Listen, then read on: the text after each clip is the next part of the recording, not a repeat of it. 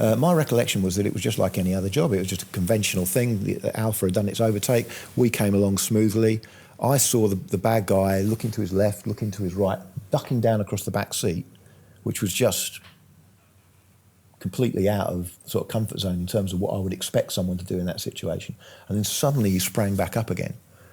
His shoulders were hunched, and I was convinced at that moment that he'd picked up a weapon, almost certainly a MAC-10. But I couldn't see anything. I couldn't see his hands because they were below the level of the door. Now, my recollection that when I wrote my statement was that, as I said, it was just one smooth, thing, and I must have seen it all through the side window. And certainly, there came a point where I decided I couldn't give the guy any more time whatsoever. I was convinced he'd pick up the gun. I was convinced my colleagues who were deploying were now vulnerable, and I made the decision to open fire. So I preempted, which in law I'm quite entitled to do. The law on the use of force states quite clearly, that it would be ludicrous to expect, you to have to wait for the first punch, for you to be punched before you can punch back. It allows, if circumstances prevail, to have a preemptive strike. And clearly, it'd be ludicrous to think, well, I've got to wait until he opens fire with a submachine gun and kill some of my mates before I can open fire. So I made the decision to shoot, and I continued to shoot until I perceived that he was no longer a threat, and he slumped across the back seat. 8 rounds in 2 seconds. Yeah. Semi-automatic, so you're bam. That's fast. Yeah. And of course, as soon as you open fire on that type of window, that safety glass, it frosts. Okay.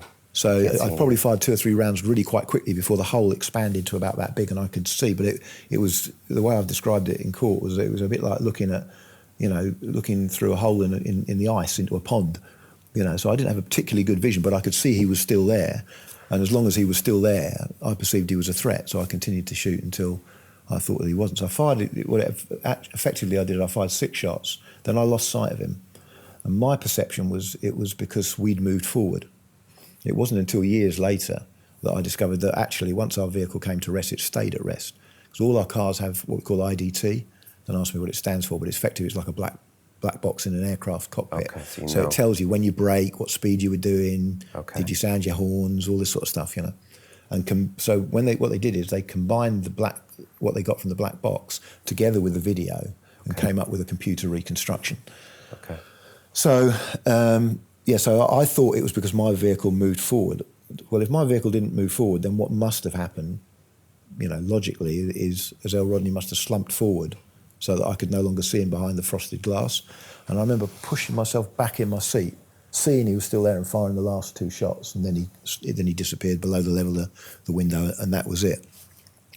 But these things happen really, really quickly.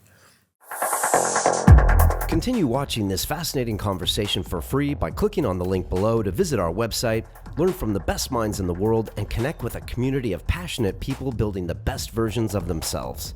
Just click on the link below, and I'll see you on the inside.